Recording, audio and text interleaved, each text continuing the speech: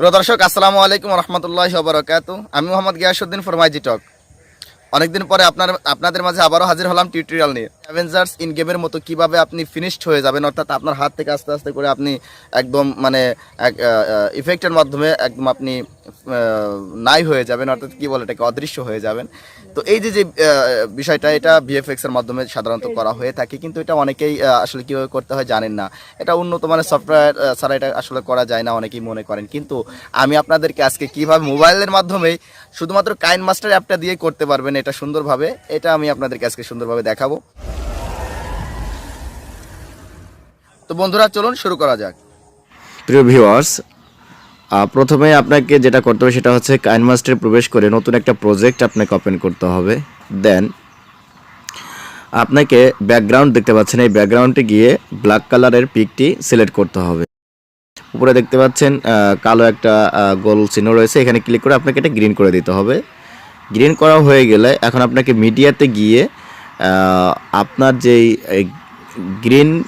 গ্রিনের উপরে আপনার যেই পিকটি নেওয়া ছিল, ভিডিওটি নেওয়া ছিল, সেটা আপনাকে আনতে হবে এবং এটা আনার পরে সুন্দর করে আপনাকে এটা সেট আপ করতে হবে। অর্থাৎ এটা ডানে বামে যদি কাটা প্রয়োজন হয় তাহলে কেটে যতটুকু প্রয়োজন ততটুকু রাখবেন। হ্যাঁ, এরপরে যেটা করবেন সেটা হচ্ছে কাটা হয়ে গেলে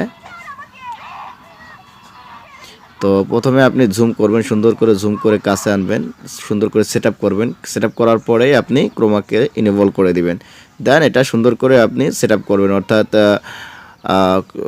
এই যে ইয়াটা দেখতে পাচ্ছেন, এটা কমিয়ে বাড়িয়ে আপনার পিকটিকে সুন্দর করে পরিষ্কার করবেন। হ্যাঁ, এরপরে কালার ফিল্টারে গিয়ে আপনি চাইলে আপনার যে গ্রিন কালারের যে ছবিটি ভিডিওটি রয়েছে এটার কালারটাকে আরেকটু বাড়িয়ে দিতে পারবেন, এতে সৌন্দর্যটা আরও বেড়ে যাবে।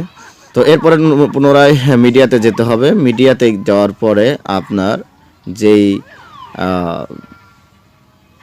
লেয়ারটা রয়েছে লেয়ারটা এখানে আনবেন। ইফেক্টটা আনার পরে এটা সুন্দর করে আপনাকে সেট আপ করতে হবে, আগে পিছিয়ে কেটে সুন্দর করে সেট আপ করে এরপরে ক্রোমাকেতে গিয়ে আপনাকে ইনেবল করে দিতে হবে। অর্থাৎ এখানে যেই গ্রিন কালারের যে ইয়াটা দেখতে পাচ্ছেন, এখানে আপনি সবুজ করে এটা নীল অর্থাৎ ব্লু কালার করে দিবেন।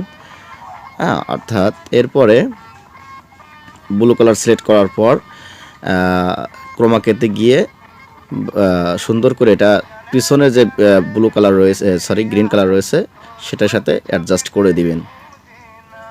অ্যাডজাস্ট করা হয়ে গেলে আমি একটু চালিয়ে দেখব। চালু করার পরে যত দূর যায় তত দূর নেওয়ার পরে বাকিটা অতিরিক্ত যে অংশটা এটা আমি সুন্দর করে কেটে দেব। ঠিক আছে, শুরু থেকে এবং শেষ থেকে সুন্দর করে কেটে দিব।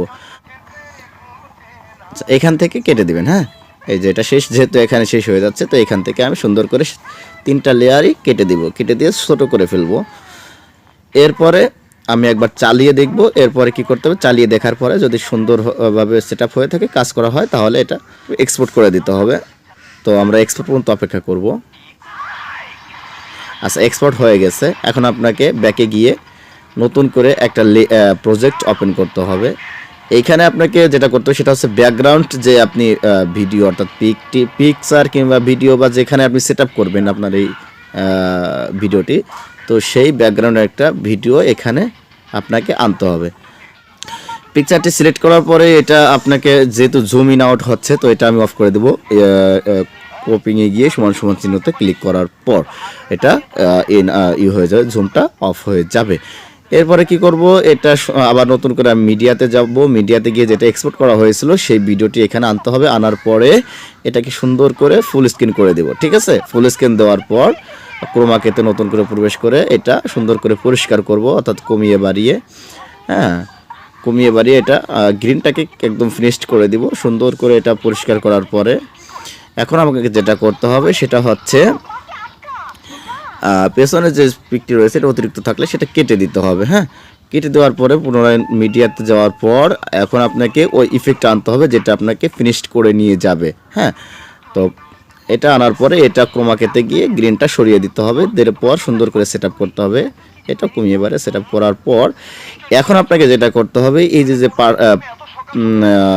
ইফেক্টটা রয়েছে এটা আপনাকে সুন্দর করে আপনার পিকটির সাথে সেট আপ করতে হবে। ঠিক আছে, তো অর্থাৎ আগে পিছে নিয়ে জুম ইন আউট করে বড় ছোট করে আপনাকে এটা অ্যাডজাস্ট করতে হবে আপনার পিকের সাথে। যখন অ্যাডজাস্ট হয়ে যাবে দেখতে পাচ্ছেন যে সুন্দরভাবে এটা ফিনিশড হয়ে যাবে, অর্থাৎ এটাও শেষ হয়ে যাবে, অর্থাৎ আপনার পিকটিও চলে যাবে। হ্যাঁ, তো এইভাবে আপনাকে সুন্দর করে সেট আপ করতে হবে।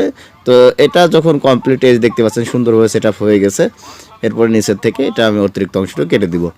তো এরপরে যেটা আমি করব সেটা হচ্ছে আপনারা চাইলে করতে পারেন কালার অ্যাডজাস্টমেন্টে গিয়ে পেছনের যে স্কুলের কালারটা ওটা আমি একটু সুন্দর করে আলোকিত করে দিয়েছি, উজ্জ্বল করে দিয়েছি যাতে সুন্দর দেখতে পাওয়া যায়। তো আচ্ছা, এখানে আর কি মূলত কাজটা শেষ। আপনারা চাইলে এভাবে কমিয়ে বাড়িয়ে সুন্দরভাবে কাজ করে নিতে পারবেন। এরপরে কাজটা কমপ্লিট হয়ে গেলে এক্সপোর্টে ক্লিক করে দিবেন, ঠিক আছে? বন্ধুরা আশা করি এই টিউটোরিয়ালটি আপনাদের খুবই চমৎকার লেগেছে। ভিএফএক্স এর উপরে আলাদা একটা ফোল্ডার করে প্লেলিস্ট করে আমরা এখানে ভিএফএক্স এর উপরে বিভিন্ন টিউটোরিয়াল দিব ইনশাল্লাহ, এবং এখান থেকে আপনারা অনেক কিছু জানতে পারবেন, শিখতে পারবেন। তো যদি ভালো লেগে থাকে তাহলে অবশ্যই একটি লাইক দিবেন, কমেন্ট করুন, শেয়ার করুন এবং আপনার অন্য বন্ধুদেরকেও শেয়ার করে দেখার সুযোগ করে দিবেন।